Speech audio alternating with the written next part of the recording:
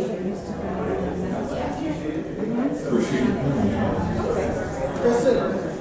right, we're going to get started. Yeah, I was just making sure she was here. No, it's all good. No, you're good. No, you're good. All right, thank you all for coming. We might have some more stragglers coming in, so thanks for coming tonight.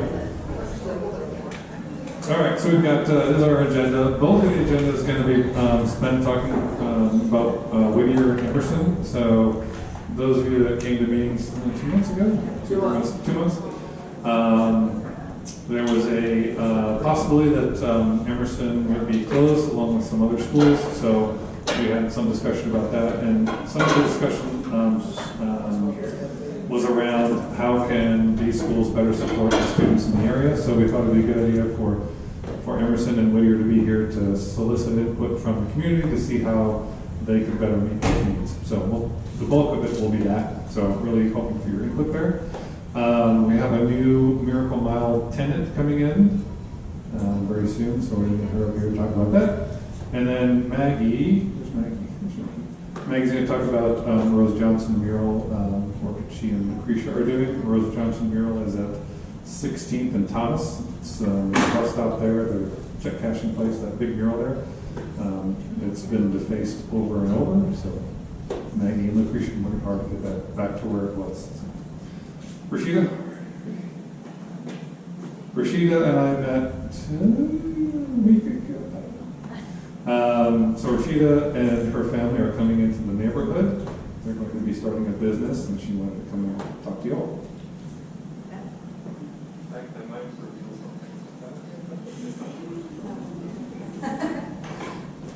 Hi. I'm kind of nervous because I'm not used to doing big presentations, but I'm Rashida. Thank you very much for having me. I met with Michael like a week or so ago, and we got to have a great chat about a lot of things. Our family purchased the property at 1544 East McDowell, which is the little green building on the corner of 16th Street and McDowell, next door to the salon and the paint shop. And our hope is to bring a neighborhood cocktail parlor lounge to the neighborhood. Something that everyone can walk to and use for date nights, and just kind of have like something local that's a little bit fancy, but not too fancy. I don't know what else I'm supposed to say about it. I guess a little bit about myself. I'm really familiar with the neighborhood. I don't live in the neighborhood. My sister does. She's owned her property in the neighborhood for about 20 years, but she's only lived in it the last 3. She tore it down to the studs about 3 years ago, and then built like a whole new house, which is really fabulous and amazing. She lives on Willetta, and I live it over there. My daughter grew up in the Boys and Girls Club over there. I live in Melrose, which is not too far, but really just excited about like the neighborhood cohesiveness. I love what we've done in our own neighborhood, where kind of everything belongs in the neighborhood and everyone can kind of function in their neighborhood. I live walking everywhere except for in the summer. So just hoping we can kind of like add that vibe and that charm to the neighborhood. When are you going to open? Oh gosh, I don't even have a feasible date for that. We literally just purchased the property. So we've done our business plan and everything, and we're barely in the stages of going through like applications for licenses and all of that kind of stuff.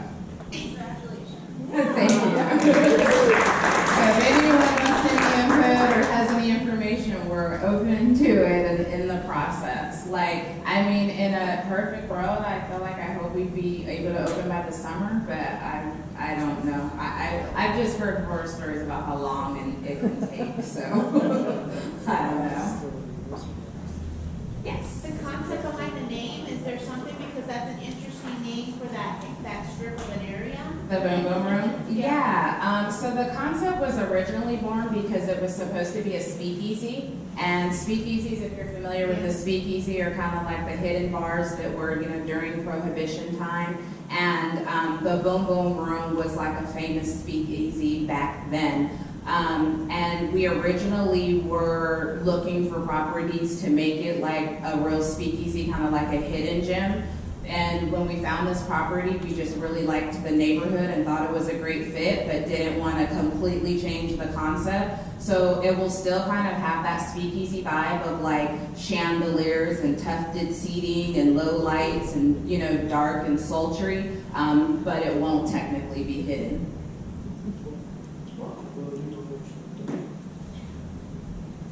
Is there a way to go back to where you first introduced her? Is your email address on there or something if somebody does want to reach out to you? Sure. If there is a way when you go back, my email address is my first and last name, so it's Rashida, RASHEDA, Worthy, WORTHY @gmail.com. And I'm always on my email, so if you want to email me anything or have anything to say. I think the biggest thing, we really want to vibe with the community. We really want you guys' inputs. We really hope that you guys will be our customers and it will be a place that you frequent and have with your spouses, your friends, like a fun hangout for everybody. We'll really need your help to like keep safe and make sure everybody's good and all those kind of things. So it was definitely important for us to like meet some of the neighborhood folks and kind of tell everybody about what we would like to do. Yes. Do you have experience in bars before? Have you opened restaurants and bars? Just out of curiosity. I have about 25 years experience in all kinds of businesses. So yes. Food and beverage? Yes. We're going to have live music. We haven't decided that yet. That's another city thing. They'll decide. But I'd love to. I think that would be cool. Any other questions for Rashida? All right. Thank you so much. I think I talked Rashida into golf cart parking. I'm not sure. Thanks for coming, Rashida. All right, Maggie, you are up. Do you know Maggie? Or know of Maggie? Yeah. Hi. Were you guys here at the meeting that, yeah, when we were talking about this? A woman from Civitan Foundation? Okay.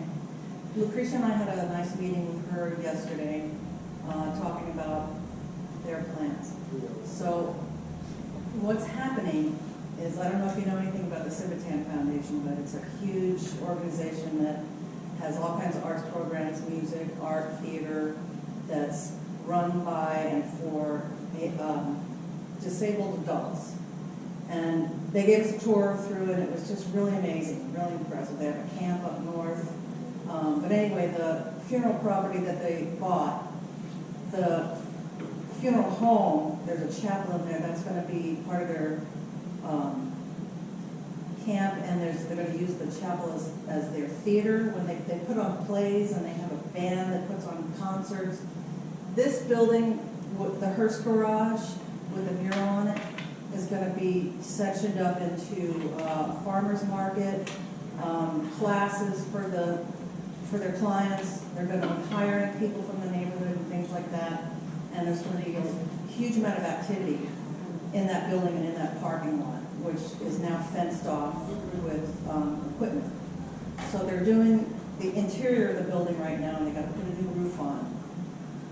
When we were talking about the mural, they were unfamiliar with the mural. When they bought the building, they knew it was there, but they didn't understand what it meant to the neighborhood. And thankfully, they beat out a Starbucks to buy that property, because the building was going to be demolished if that had happened. So, but, and I have a little visual aid.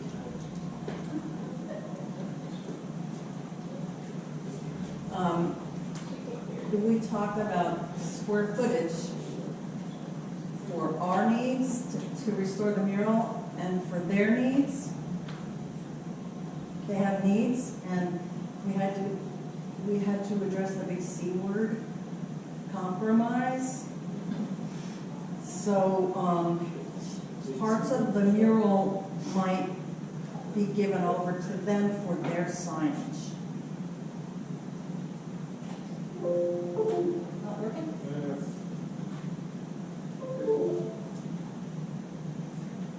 Okay, yeah, the top one.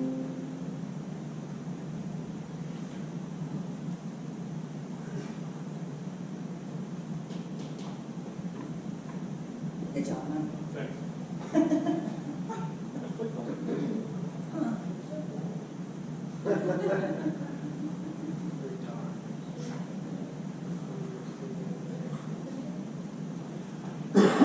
Okay. I don't know if all three of these possibilities are gonna happen, but I do know for a fact that two of them they want. They want the south end and they want the north end for their signage. So those murals, those parts of the mural are gonna disappear. Will the city of Phoenix allow that? They are going through all of that right now. They are going through all the permits and everything they need to do what they need to do with that property. But in talking to us, we need to scale back our ideas and our enthusiasm and our anxiousness to do this. So they want that for visibility for their sign and the other direction for visibility, and they may use the top across the top there. They may or may not. But that picture of running across the bottom is all we're going to be able to work with. And the big issue is moving the bus stop. So it's not going to happen overnight, unfortunately. There's going to be a lot of working with whoever is involved to get that bus stop moved. And some of that's left up to me and Lucretia. So I need to talk to the Phoenix City Transit and see if they remember me painting buses and see about moving that bus stop. And we also need to fundraise. They can't help us because they're really stretched out with their fundraising efforts for their nonprofit. So our mural project is a totally separate project, and we need to link with some like the community organizations, neighborhood organizations to access some funds. And I applied for a matching kind of thing today, so hopefully we'll get it. It sounded like a pretty good fit. But anyway, that's the deal. That's what's going to happen to the mural art, and so I just want to let you guys know that it's going to be sad to see that happen, but yeah. I guess I'm maybe the only one who doesn't know. Who is Rose Johnson? Rose Johnson was kind of a major force in the local Phoenix art scene. She did a lot of murals and lots of paintings that are in offices downtown. Lots of people have collected her work, and she moved to Bisbee and did a whole lot of murals there. She just had a huge presence in the art scene. And she moved to Bali and unfortunately drank a beverage that was spiked with some methanol and killed her. So there was about 25 people that died from drinking that beverage. She was one. That was about 10 years ago. And her mural has been deteriorating ever since. So that's why we want to get together and bring it back. So they're going to have a huge grand opening. And we're hoping that the mural will be going at that same time so that everything comes together and we'll be able to, the public will be able to see what's going to happen down there. And the restoration is going to coincide with their event. That's what we hope. So, cross your fingers. Here we go. Thanks, Maggie. You're very welcome.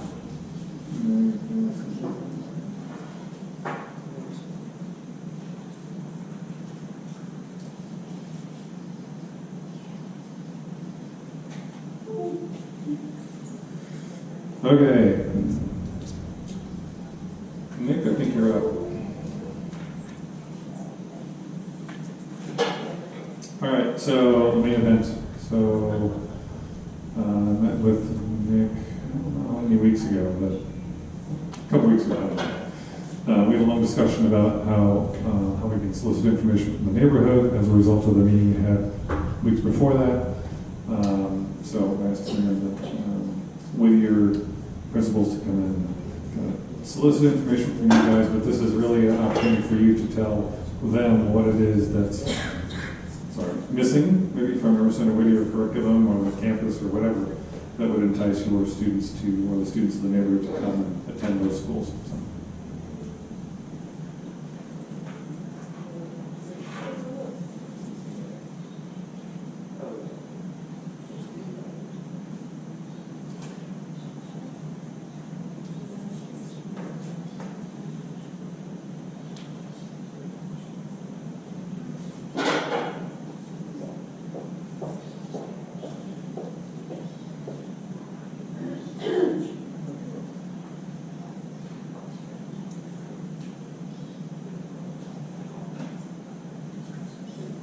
Okay, good evening, everybody.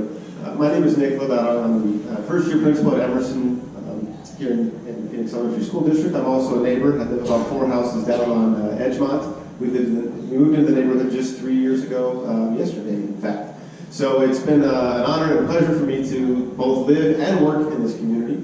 And then I'm excited to be here with all of you and to learn more about who my neighbors are. And what we might be able to accomplish together as I learn more about interests that you have for your own kids or kids that you know, or you say, well, we don't have kids right now. Ours are grown or they're gone, or we don't have kids. But we're interested in seeing Emerson School succeed. And if you, I'll give you just a brief history of the timeline here anyway. So in December, this past year, December the 12th, I believe it was, at our board meeting, it was proposed to close our school and consolidate it into Whittier. In fact, and Amy Rendon, principal of Whittier, is here too. While that would have been an exciting proposition and an opportunity for us to work together, there were, it wasn't, of course, something we were excited about because we have our school identities and our histories there, et cetera. And every school has its own history and unique culture and everything. So that night they voted 3-2 and shut down the proposal. And it was an exciting moment. The board lasted nearly 5 hours. The board meeting lasted nearly 5 hours. And they voted no, and it was sort of an exciting movie moment. And then, after everybody walked out, though, we also said, hold on, that didn't solve our problem.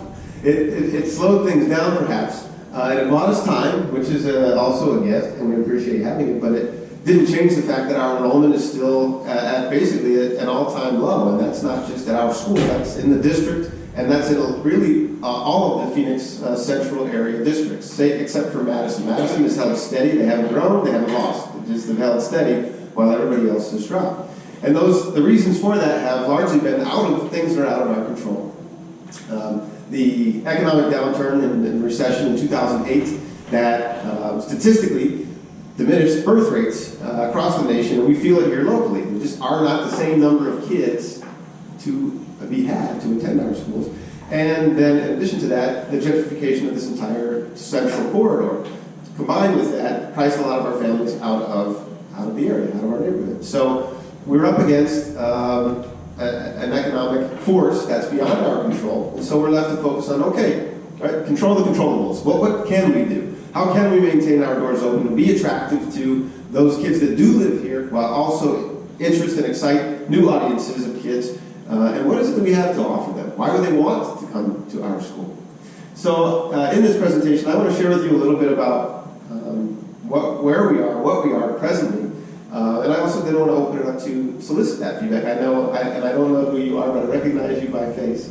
You were at a previous meeting, I know, and you shared that you live in the neighborhood, of course, but your kids don't go here. And at that same time, I forget who it was. Chico, who was here with you? But with the other pet, Joseph, I think. And he stood up and he said, but we want to hear your voice. Like, we want to know that rest of that perspective, because surely you're not the only one. So hopefully, in this evening, it's an opportunity for us to hear directly, what are those things that are of interest. So at least we're proceeding with good information about the families and the community that we serve. This is us presently, right? In the kind of education that we serve, we are a community school. We don't have a signature program. We're not a traditional school, like Magnet Traditional is or MTA is. We don't have a signature program. We're not Montessori. We are, in essence, a community school. And I think that is our strength. We are made up of and comprised of people in our community. We know our kids. Our kids know us. And when they come to school every day, it's quaint, for maybe lack of a better word. And our brand of education, what it has been and what it is presently, while we have ideas for where we want to head next, it's not going to differ from this idea of a liberal arts education, right? Kids need to still be able to do reading, writing, and math before they specialize in anything. Even when you're 14, you don't know what's up. You're still figuring out life. So let us help you get to 14 so that when you get to high school, you can start making decisions that are more specialized. That makes sense to me. And in that endeavor, we want to make sure that we're providing a variety of opportunities, both during the school day as well as after the school day. And I hope that what you see here, in part, is that we're about our kids having experiences, about experiential learning, getting your hands on things, getting dirty, doing science. Here we have, I learned only recently, in fact, Jackson Pollock was a Phoenix Elementary School District student. He went to what is now the Children's Museum when it was the Monroe School. And so it is something that's, and this time of year is being celebrated widely, Jackson Pollock. So what you see here, for example, these students are learning a particular type of Jackson Pollock artwork where you put marbles in a box, and you put your canvas down below, and you just drop a little bit of ink and then roll those marbles all over the place. And it's pretty cool what's produced. Another example you see here, we have on our campus also 4 classrooms of students with autism for just under 40 students. And here these students are, they're practicing their sight words by spelling them in shaving cream because the tactile aids with processing and memory support. Here's a student who's competing in our math league. There's a competition coming up. He stays after school on a regular basis with about 20 other students to compete in math. Whatever they do in math league, he's doing it. And one other example I would highlight here is you'll see it on a later slide, but it's our students engaged in mini med school, which is a new partnership with our students and our 5th through our 8th graders with Banner University medical students, and they're doing a series of, right now, I guess 17 total studies that are done with resident students from Banner University, and everything's hands-on. It's picking apart owl pellets, and it's cutting apart cow hearts and learning about the chambers of the heart and the movement of blood through the heart. And most recently, they also did their DNA. I just took a DNA test. They just took a DNA test. They spit and did the pipettes and swirled everything around to make their own centrifuges, and then got a chance to see their DNA and study what does that mean? How does that reflect itself in your through your genes and your characteristics? So we have a variety of programs to expose our kids to a lot of different things while they're figuring out what is their interest. Our emphasis still has to be on reading, writing, and math, academically speaking, while giving broad exposure. And the other photos here I wanted to share with you are in our what's called our data room, and our teachers here just engaged around the table looking at data specifically so that we are focused on the academic piece, because it is important to a lot of people, the letter grade. And we are a D school presently. We were a C school last year. This most recent time we dropped to a D. None of us are happy with that. None of us as teachers are happy with that. None of the kids are happy with that. So we have work to do. But we also know that there's more to our school than our letter grade. And it's not an either-or proposition. It's a both and. Our letter grade matters, and we also have a lot more to offer than just the letter grade. Here's an example, again, of people in our community engaged with our school. This is Oscar Cortez. This is the second, actually. This is the third. and this is the fourth Oscar. There's all Oscars in a row here. Oscar's a student of ours in our school, but his father is a firefighter in the Tempe Fire Department, and then his father is a Phoenix Police Department officer. They came and spoke to our students here in K through third grade, and father, being a police officer and son being a fireman, he joked. He came to me and he said, "Hey Nick, you know what firemen want to be when they grow up? Police officers." So they have a nice riff going on with that, father and son. But Oscar's in our school, and he's actually, while they both presented, father's coming back again to present to our students, our middle school students, who have of late been making some not very smart choices, so he's going to help them make smarter choices, I hope. Another example, Mr. Jens Larson, in promoting Phoenix Youth Circus Arts. He lives just across the street from our school, and he and his team come to our school every Wednesday and work with our kids for just over an hour, about an hour and a half. I think 30 kids are enrolled in this, and I'm going to admit, when I first heard circus arts, and I'd seen Jens, I didn't know him yet, but I'd seen him in the park before, and I'd done the stilts. I brought my kids over and we checked it out.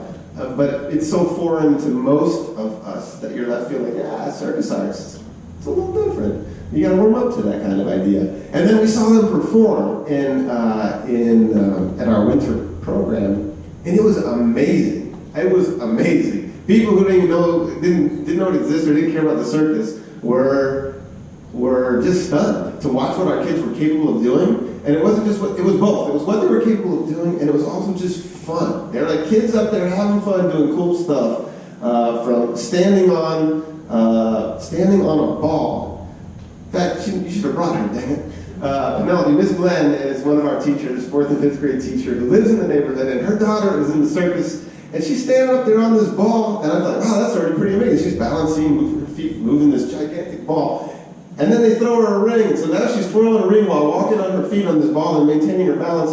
And then they throw her a hat. She puts the hat on her head. She's doing all of this. And when she's done with the whole thing, they teach them style and smile. So the kids learn confidence. No matter what they do, so they think you fail. You go out there, catch fire. It doesn't matter. You get up, you gave it your best, you style and smile, and they all learn, right, this moment. And it's cool, right? It's about building confidence. And you can see. To see it is to believe it, but you can see how these kids translate that very skill into other things, into other realms, and back into the academic realm.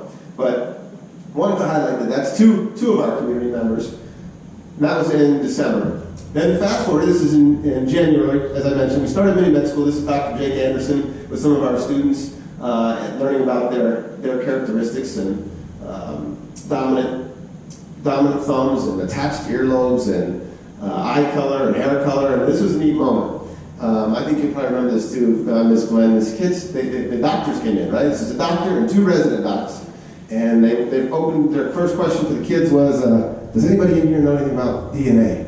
Or about your genes? And the 6th grader raises his hand. He says, I know all about it. He said, I know that you can. Your genes are turned on or off. They're carrying your DNA. They can skip a generation to reveal your characteristics. And I know a lot about them because I have a lot of chronic illnesses in my life, and none of my parents do, but it goes back another generation. So I can tell you all about genes. And I thought, wow, what a powerful moment. Here this is a kid in the room, and he's schooling doctors. And it was just a neat exchange.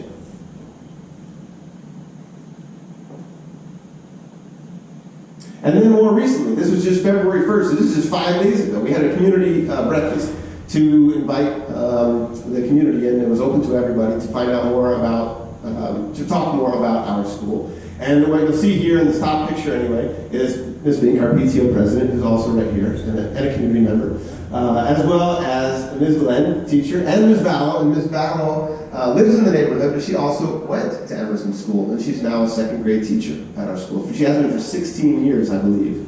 That's all right, Ms. Glenn? Are my facts straight? Then also, many of you probably recognize Ms. Tovar and Ms. Gillis. They volunteer at our school. Sometimes you'll see them here at the Coronado Neighborhood Association. I don't know their complete histories. I just know they've been around and supporting that school for a long time. And they still do now. They work with our 3rd graders on a regular basis. And not just work with them, it's paying off. The percentage of students that were at risk at the beginning of the school year in 3rd grade decreased by I think 22% over the span of those 6 months, in part because we had, on a systematic basis, 4 days a week, volunteers coming in to support our third grade teachers, since it's a high stakes year, and pushing our kids. And it's in conjunction with, right? It's not because of the volunteers or because of the teachers. It's because our teachers and volunteers are working together, and they live and work in this community.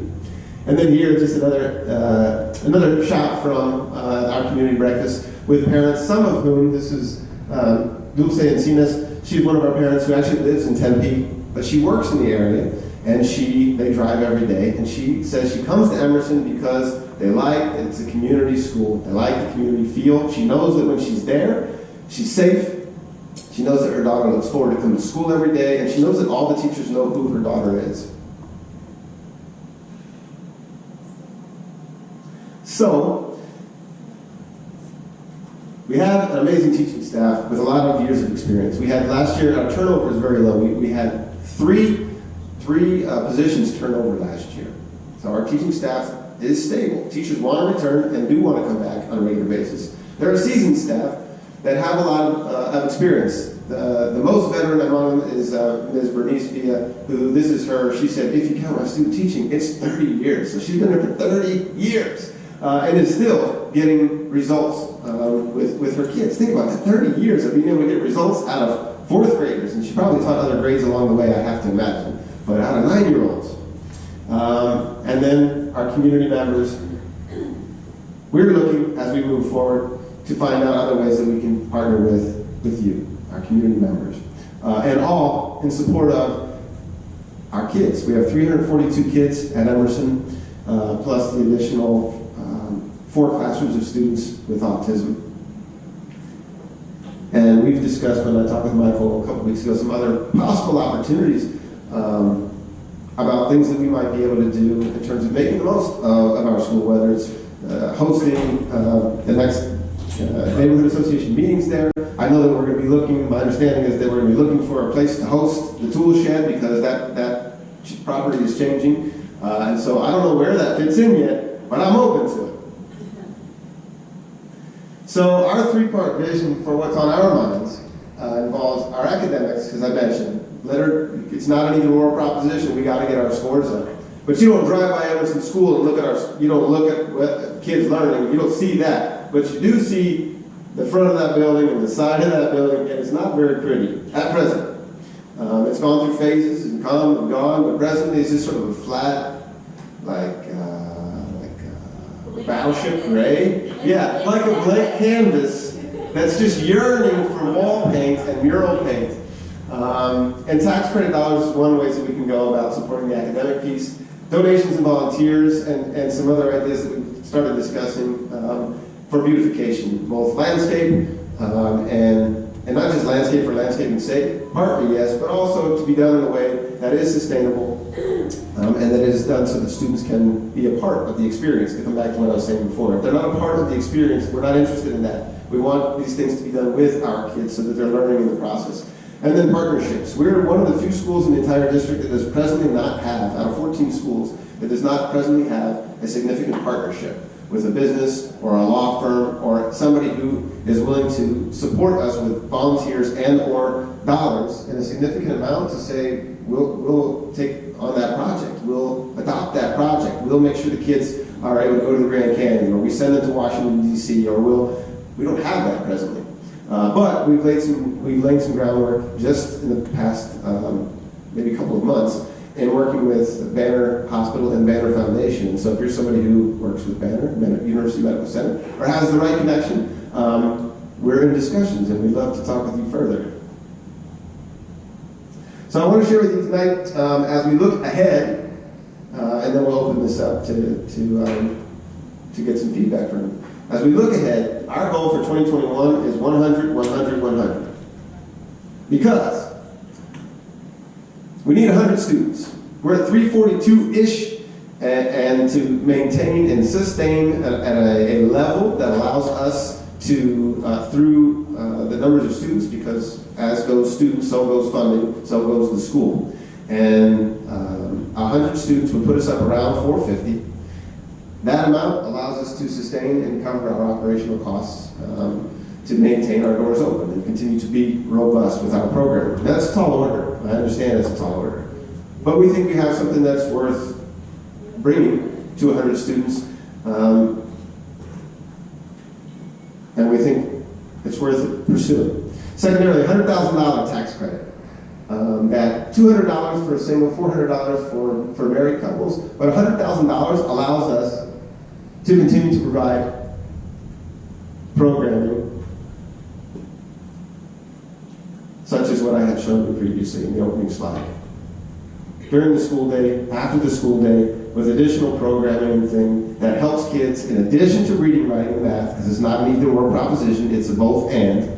They also are getting wide exposure to all of these other things that they just might be interested in, that they just might want to pursue, whether it's in, we're not a performing arts school, but we want to give you some performing arts experiences. We're not a fine arts school, but we want to give you some opportunities in the fine arts. We're not a STEAM school, but we want to get your hands on science and working with doctors at Banner University Medical Center.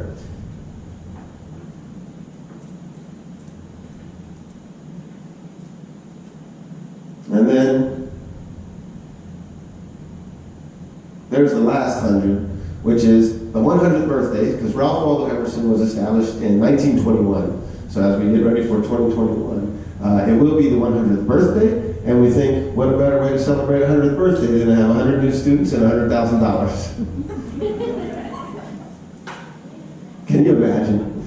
So, coming up shortly, anyway, in the very near future, we are looking for volunteers. These are 3 things happening in the month of February. Next week, on the 12th, Wednesday, we might come knocking on your door, or if you're available and you'd like to join us, we'll be knocking on doors and leaving door hangers, engaging with the community to talk about what we're up to, and also to continue to listen, always continuing to listen what's going on in our neighborhood and where our families and parents' interests. But join us for that canvas. We'll go from 2 to 4 on February the 12th. If you can't, but you'd like to come February 13th, it's PBIS night. That is going to be an experience as well. It is intended for parents and families, but we are a PBIS school. That's Positive Behavior Interventions and Supports. It's been around for almost 30 years now, but it's only really in the last decade started to become more, I guess, what's the word I'm looking for? I don't know, pervasive. It's more common, right, to see PBIS schools now, and we're one of them. So to help people understand what that is, instead of handing them a brochure or a flyer, so you should read this. Reading about PBIS is really, really good, interesting reading stuff. We'd rather say, why don't you come to our campus and see it and be a part of it? How about you put on your student face for a minute, you be the student, and we'll put you through an activity so you can kind of get a sense of what it's like. You'll earn cash throughout the night, and then you get to go to the cafeteria and spend it on, I don't know what we're doing. What are we doing that night? Ice cream sandwiches? Something. But PTO is going to pay for it, and you're going to be able to buy that. And that's not unlike what the students go through in the course of their day. Positively reinforcing the things we want to see most. They save their currency, so there's opportunities there to teach finances and budgeting, but they save their money and then they spend it, so they have some agency in choice. It's open to the community, so you don't have to be an Emerson parent, you don't have to live in Coronado, you can join us, right? Bring a friend. We'd love to see you and get a chance to learn about PBIS that night. And then February 23rd, we'll see you at the home tour. Our PTO has also purchased a 10x10 lot that day, and we're going to be celebrating Jackson Pollock and doing an interactive piece. My art teacher is paired with Miguel Ibarra, who also lives in the neighborhood, and they're planning a piece that we're going to be doing on that day. So swing by on that day between 10 and 1, and we're going to do an interactive art piece on that day, and then our plan is to do a reveal at 1 o'clock and say, all right, here's what we created up throughout the morning on the 23rd. So there's other stuff to come. It's an exciting time for us, and we'd love for you to be a part of it. And we'd also love to continue to hear your input about how we make sure that as we partner together, we are being sensitive to and responsive to the needs of the families right here in our community. Thank you.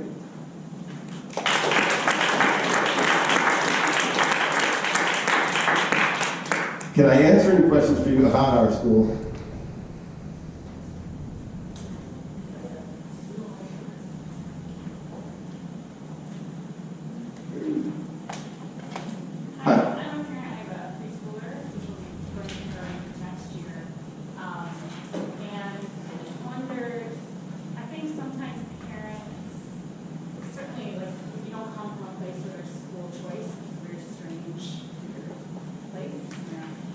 You know,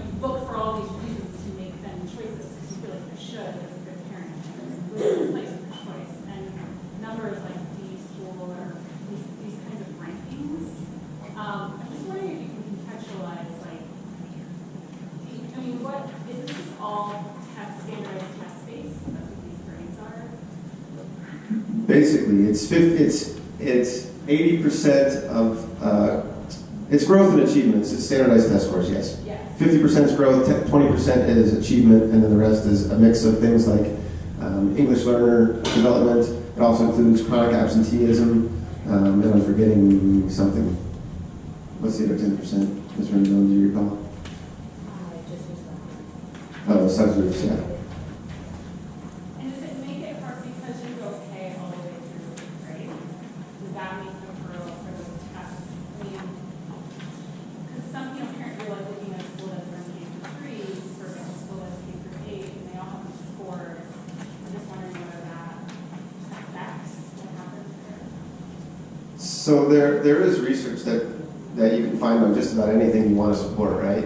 But I would say there is a body of research that supports that it's meaningful to have kids in the same system from kindergarten through 8th grade for the very reason that you know them and they know you, that you don't spend a lot of wasted time figuring out who is this child, what are his needs, what learning style does he have, what resources and wraparound supports does this child need.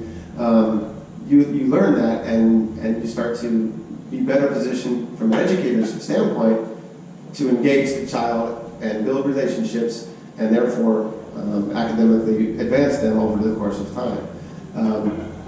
But we don't exist in a vacuum either, and I wasn't there for the sort of the history of how we came to the place where we ended up at a D, but somewhere along the way was lost, and culture was struggling. The kids were the same kids we had. Our teachers were largely the same.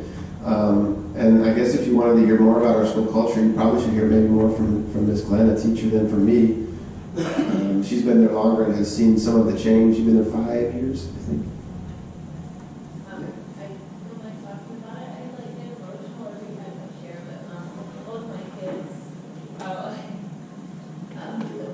I actually made the choice to bring my kids to the school before I started teaching there. We came from Arcadia, and we were actually at Hopi, which is a Scottsdale Unified School District. And so it was really kind of a scary jump to move my kids from something that, they were getting A school.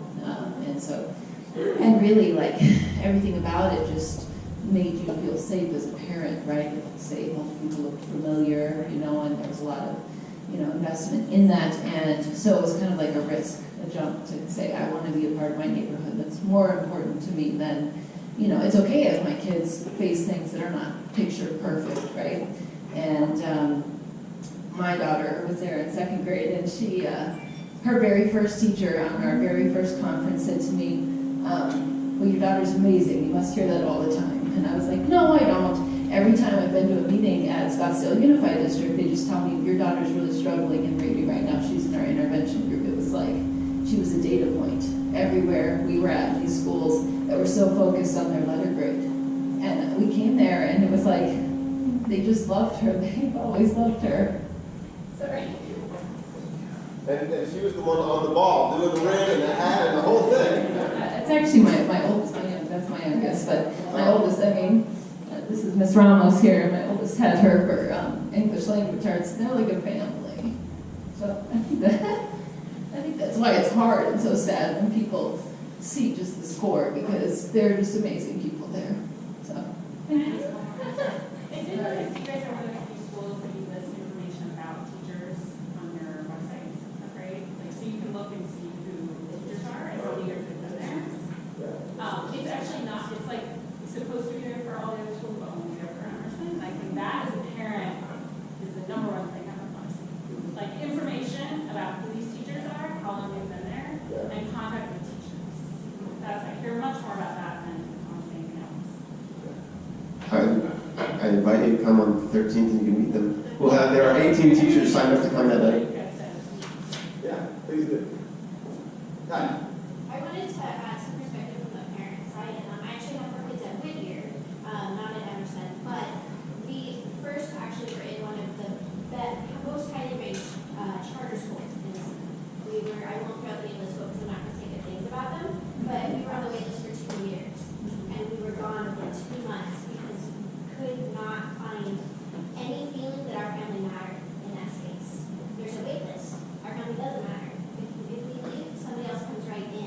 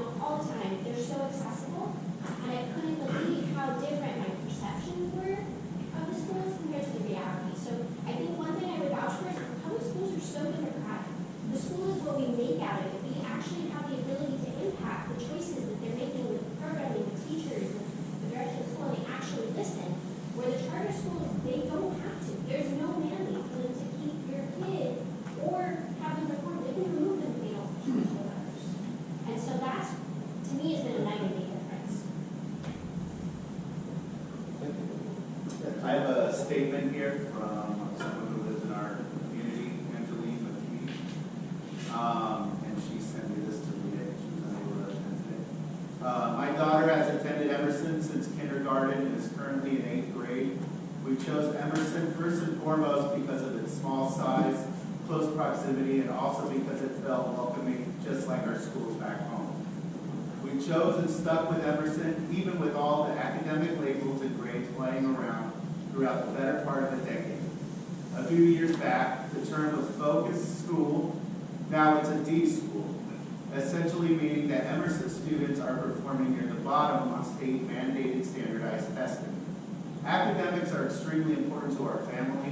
However, we chose not to put much emphasis on these assigned grades. Why?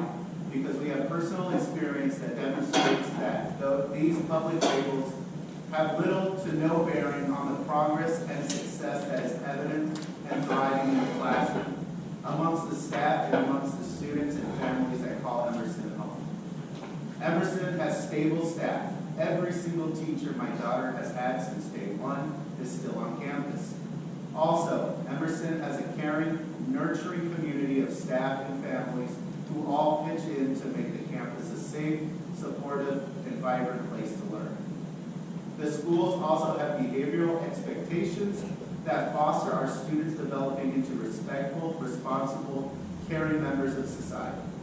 Last but not least, despite outward appearances, Emerson provides a well-rounded, quality education. Our daughter has not only met or exceeded proficiency on state testing each year she's attended, but also she has recently she's been accepted into North High's IBE program.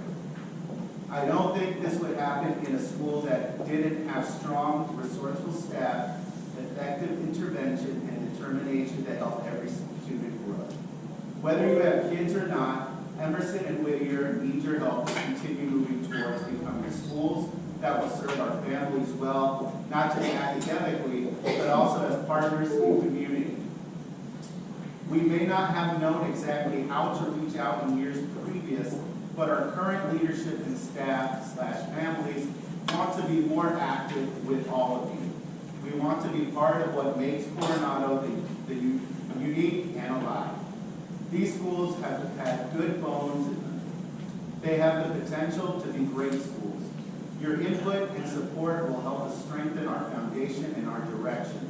In a neighborhood that prides itself on its resourcefulness and sense of family and community, I think we all need to band together and make our schools the best they can be. Yeah. In the conversation, we actually got a chance to talk about media too. I mean, as we've said before in our discussions, like it's two schools in one community, and as at the home tour too, we plan to talk together about ideas for how we presented what we wanted to do to engage with people on that day. So I will keep it very brief because I know it's a little bit late. Again, Amy Rendon. Sorry. Amy Rendon, I'm the principal at Whittier Elementary. I would like to thank you first and foremost for the time tonight. I have a video to share with you all that I prepared. It was towards the end of last year in which I just wanted to gather just our community and who we are as Whittier. I'll let the video speak for itself, and afterwards I'll go ahead and answer any questions you may have.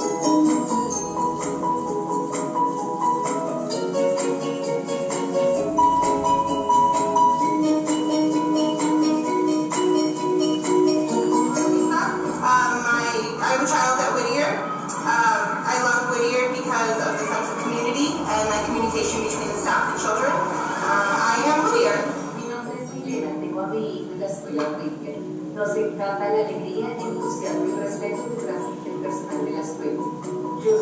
My name is Lorena. I have one child that attends Whittier. We do travel here from Maricopa. The reason why I travel here is because I would like my son to have a sense of stability. I want this to be his home and be able to say I've come here from kindergarten through 8th grade. I am Whittier. Mi nombre es Sonia. Tengo hijos en Whittier. Me gusta esta escuela por el apoyo que recibo para mis hijos cuando ellos lo necesitan, para su aprendizaje. Gracias al personal por su atención. Son amables y respetuosos, siempre están ahí para ayudarnos. Yo soy Whittier. My name's Dave. I have 4 kids at Whittier Elementary School, and I love Whittier Elementary School because the teachers and staff are really supportive to all my kids' individual needs. And I'm Whittier. Yo tengo a mis hijas en la escuela de Whittier. Nos encanta Whittier porque los maestros y el personal son fabulosos. Yo soy Whittier. Hi, my name is Teresa, and I have one child at Whittier. And I love Whittier because of the quick response and open communication between parents and teachers. I also love that we get emails and text messages to inform us of school events and parent enrollment opportunities. I am Whittier. Mi nombre es Elodia, tengo hijos en la escuela Whittier. Nos encanta Whittier porque es una escuela comprometida con el éxito académico y el desarrollo de cada estudiante. Proveen un ambiente de compañerismo y respeto en la gran familia. Hi, my name is Cassandra, and I have 2 kids and 1 nephew that comes to Whittier. And I love Whittier because their structure for education is good. My kids have learned so much, especially my older son, who now goes to high school. So, we're Team Whittier. Study Villalobos, and the reason why I like Whittier is because of all the extracurricular activities, field trips, all the parent involvement. I'm here all the time volunteering, and I have 2 kids here, and I love Whittier.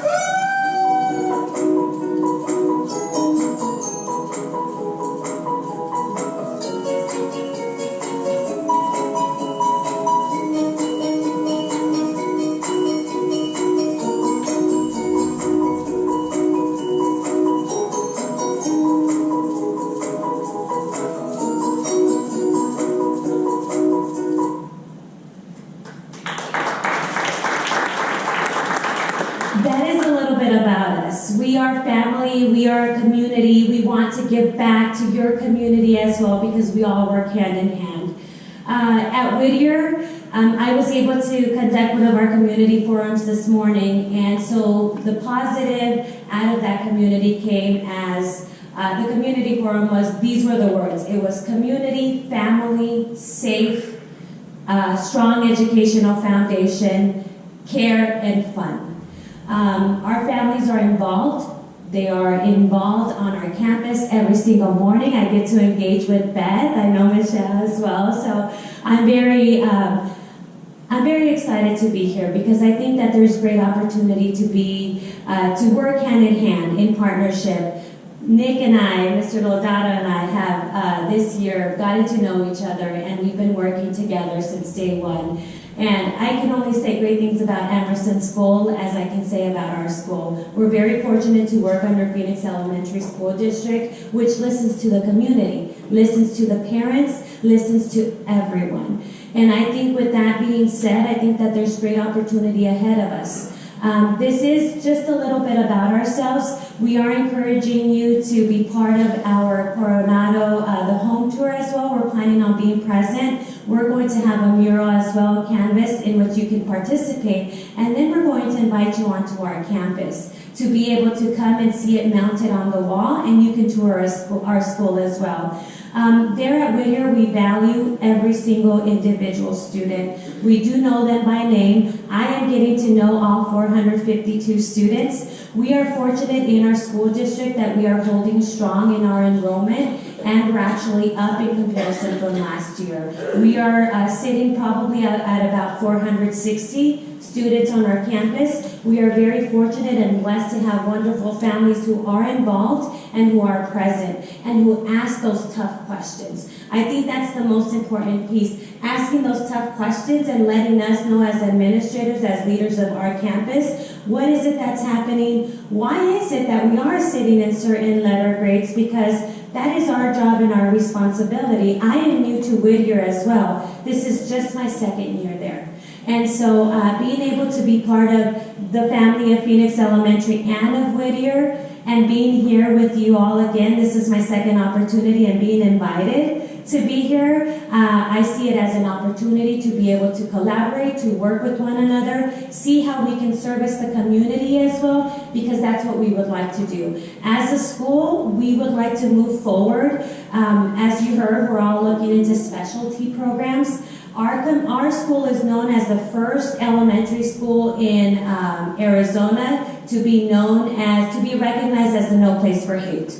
With that being said, we have a peace path on our campus. We have a buddy bench. Many of you might have seen this on Channel 3, where they interviewed one of our social workers in regards to why the buddy bench. That was an initiative from the No Place for Hate recognition that our kids work together. We started a couple years back, Be the Change Club, in which our students started that club. And the students were able to say, hey, we want to create change in this world. We want to create a positive change in this world. And so currently that has transitioned into Save the Planet. And with that being said, we're named after John Greenleaf Whittier. Do many of you know who he is? Do you know the history? So being a good humanitarian, being someone who speaks up for what is right. Creating leaders on our campus is our #1 priority. Giving student voice, giving parent voice, giving every individual a voice to be able to say what they have on their minds, to be able to collaborate and walk in this journey together. I do have one more, and it's only a couple seconds of just what happens with us. If you can see, here is our buddy bench in this area here. This is one of the initiatives for No Place for Hate, where if a child is feeling sad or maybe doesn't have a friend to play, they go and they sit on the buddy bench. Our kids know and have learned that if they see someone there, they'll go and they'll sit by them and become friends. We have our peace path, which is we're teaching our kids conflict resolution skills. And so rather than trying to solve it ourselves, we have the children go through this peace path, and they are able to find the resolution themselves. This is when we were last year during Christmas Eve. There was a report there at Whittier where they reported 2 of our Whittier Wildcats that became buddies from the buddy bench. And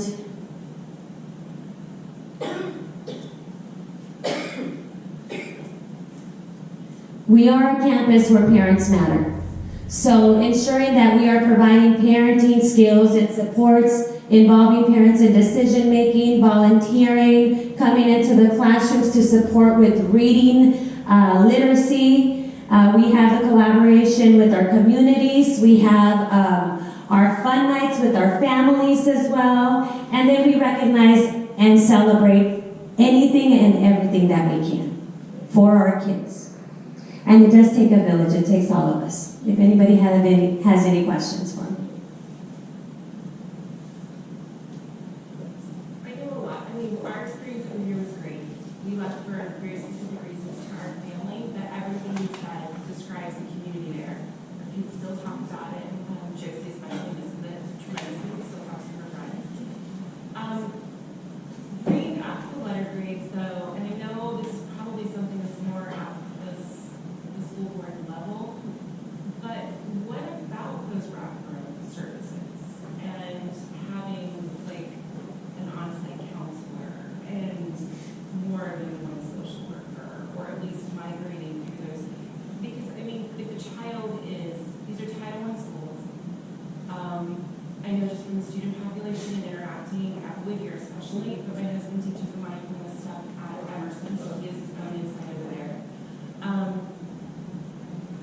There's a lot of trauma that's going on, and without addressing the emotional and social needs of that child, which, because of the community, I know you guys are doing your best to do that. What other kinds of services do you want to see at your schools? Do you feel as administrators that we as parents can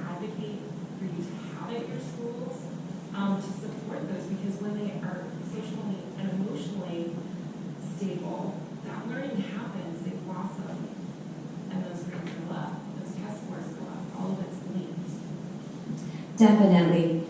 Once you are able to address the individual student needs socially and emotionally, at that point, that's when the academics can begin to grow. And they demonstrate that through the test scores and things like that. But if we're not addressing, so our mission there at Whittier is to ensure that we provide our students with a social and emotional and academic solid foundation to be successful currently in their life and in the future. And so when we think about that is what services are we providing to wrap them around? So on our campus, we do have one social worker, and then we have our SRO, an officer. And so with that being said, we do provide the different LRE, the law-related education, as well within the classrooms, our social workers going in and supporting. Yes, please be an advocate for us. There's always a need, and there's a huge need, as we know in our state as well, and in the nation. So as parents and as a community, if we know that there's a need, be an advocate. Speak to districts, speak to anybody you can, into government offices, let them know what that great need is. Currently, from what I know, Phoenix Elementary applied for a grant to ensure that we put more SROs on our campuses and as well social workers. So there's a couple of schools who received an additional social worker, and they other schools, I believe it was Bethune has an SRO, we have an SRO. I know Dunbar now has, I believe, an additional social worker. Heard has 2 social workers as well. So with the work that the district is doing with equity, I would say that that's the direction where they're headed, where it's like, we know there's a need, now we have to do something about it. And so I think, again, it's being fortunate and being blessed that we're at a district who really listens and looks into that, the well-being of the child, the whole child, I would say. So yes, please be an advocate for all of us. And thank you, Beth, for being our biggest advocate. I just wanted to throw out there, as planting the seeds for special programs, that one of the things that makes Whittier such a great community is that so many of the teachers are bilingual, almost all the staff is bilingual, everything is translated, and dual language school is a huge benefit. And we almost went to Madison District because we really wanted our kids. I come from there, don't go. I was from Madison, so. It's like here is that we love Whittier, Yeah. but there's a great avenue, I think, to do what you guys are already doing with the focus on teaching the languages to them. We'll be an advocate. Piggyback on that, I sent my child to Biltmore Prep, Brighton, and a B+ school, so it wasn't always about the grades. However, at Biltmore Prep, everyone knows Johnny's name. We are known. The community is great. I mean, I'm jealous a little bit because the community that we have put years and money and time into doesn't acknowledge us, but we're also crying. We're not in the community. Because of the low grades and the non-immersion, Spanish immersion program, that's what she's in. She was in the Spanish immersion program. We were not even considering Emerson or Whittier. If that was on the docket, we would possibly, because we travel a good ways to go to, and a big chunk of us, there's about 15 to 20 kids heading out. So, but we feel loved there, they know our names, everything that you're saying about your community, I'm sorry that you had a bad experience somewhere in Scottsdale, but you can't just throw that blanket on every school. And so, but I remember you from the last meeting that I was here. But I'm going to speak a little truth right here. This place should be full. Where is everyone? Where are the significant neighbors and the parents that can make a difference? Where are they? I know you had people show up at your meetings when the vote was when they were going to close, but I have to say, to be all in honesty, that was for Faith North, because a lot of us send our kids to Faith North, Miss Mays. We have some strong Bible teams there. But where are those people now? Where are those parents now that are influencers that can move mountains? Where are they? Half of this place is only half of the neighborhood, and other are Emerson or of affiliates. Where are they? Alicia, you're in the community. Where are all the other parents? Where are the other parents that are going to help this change? Where are they, Alicia? You're the PTO president and you're talking about community. Where are they? Because if you don't have those parents on board to help with community, keep saying community, where's the community right now? Because at happy hour, far more people But are you're there. here in our community talking about another school. You drive your kid outside of the community to go to another school. Correct. So come onto these campuses I have. become a part of what we're building here. I can't because I can't support a D school, but I would have considered once the, in Emerson, man, not Faith North, I love Faith North. I love the teachers there, I love Ms. May, she was definitely the person that led a lot of people to keep her job and others, because we like her to, her big part of things from her. Yeah, Ms. May was from May, Emerson. yeah, she came from it, but she had things to say about that, but Faith North is where we kind of bonded and stuff. But but the thing is, those, my point is, you get those people here, you get them to show up. The D is important, the education is important to me. And it's important, the dual language is important to me, because when my daughter enters the workforce in 2030, I would like her to be bilingual. Yeah, trilingual, I would love that, but that's important to me. So when we think about just Common Core and just the standards and everything and preparing children for the 21st century, we think about just the research that's out there. If we really think about it and really dig deep, 25% of the current jobs that are out there for professionals will be in existing men. So we are trying to prepare children to the unknown. 75% of the current jobs will not be in existing for them. So as a school, what is it that we're doing to address the needs? And I am with you. I helped create the dual language program at Madison Heights, and I went over to number 1 to create the Spanish fluency program there. I was the one who ran it. With that being said, I know that right now, any professional who is going out there and being all of our jobs as a professional, not only is a dual a bilingual person, it's a trilingual professional. So, yes, is that a skill? Trilingual is up on Union Hills and 7th Street. I was looking at that. But I was also looking for the merger because, and no offense to Emerson, because of its low thing, I was looking for the merger to help Whittier and help the community because possibly with bigger attendance, a stronger school, as a whole, grades probably go up. Maybe dual language would be very much considered with you heading that up and having that experience. I was ready to watch. She's only in kindergarten. Yeah, I don't really love making the drive every day. We do carpooling. We're even talking about purchasing a little bus because there's so many of us going that way. But if we have a sense of community and we know that our kids are safe, et cetera, et cetera. When we were watching Whittier, because it is in our home, I'm not in your district, I fall 1 street away from that, I fall to Emerson.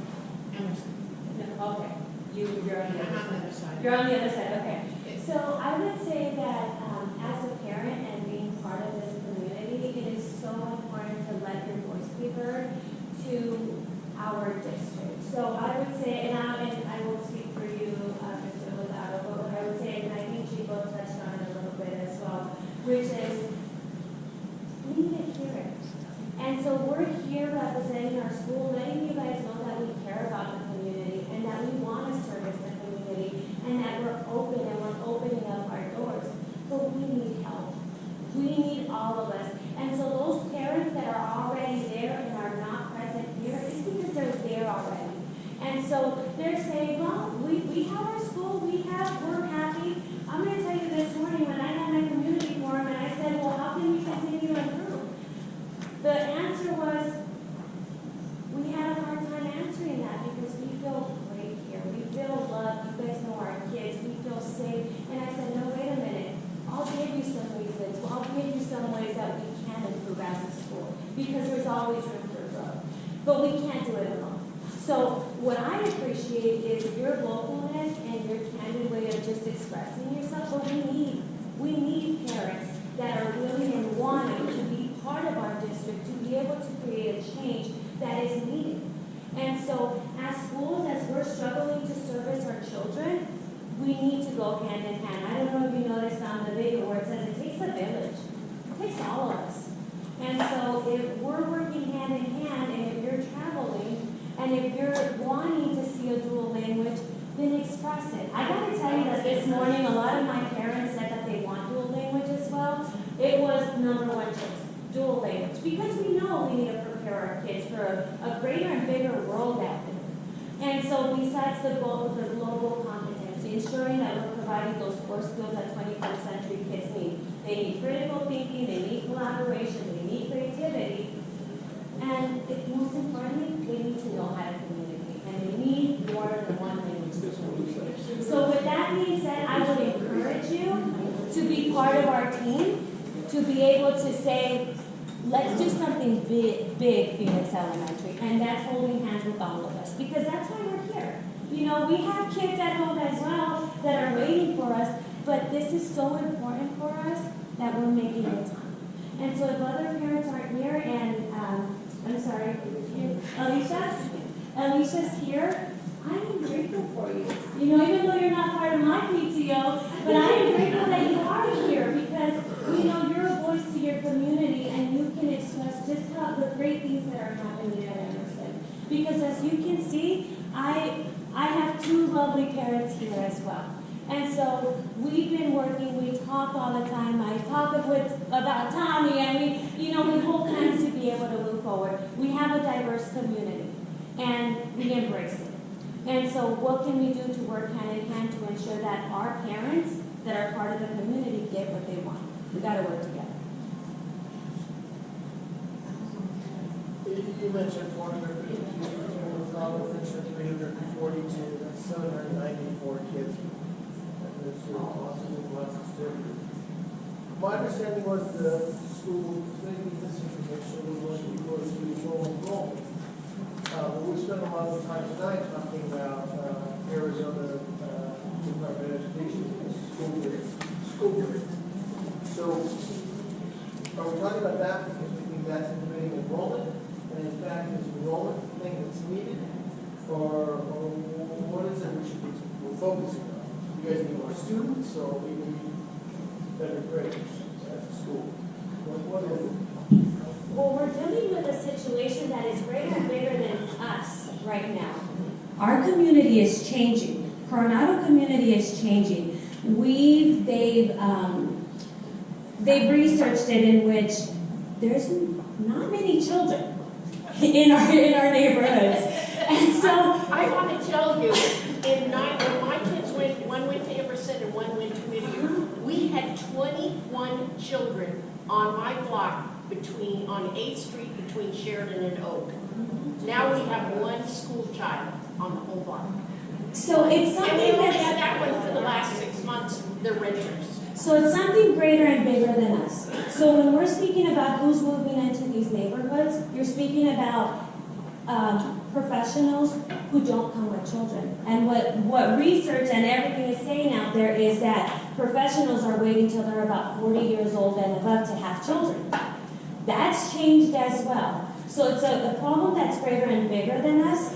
But what research also says is that parents are choosing specialty programs to send their kids to because they want to prepare them to a future that they would like for their children.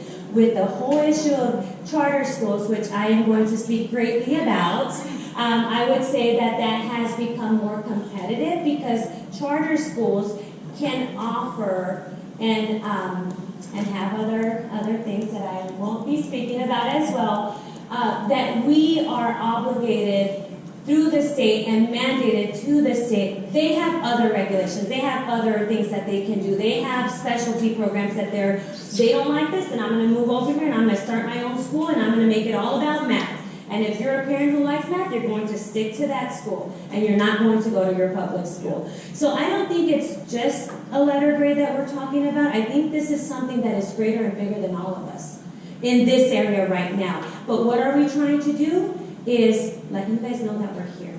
And if you know about anybody that has children, let them know that we're willing and wanting to work and collaborate and that we're family. I wouldn't agree with your one saying that there's not that many kids.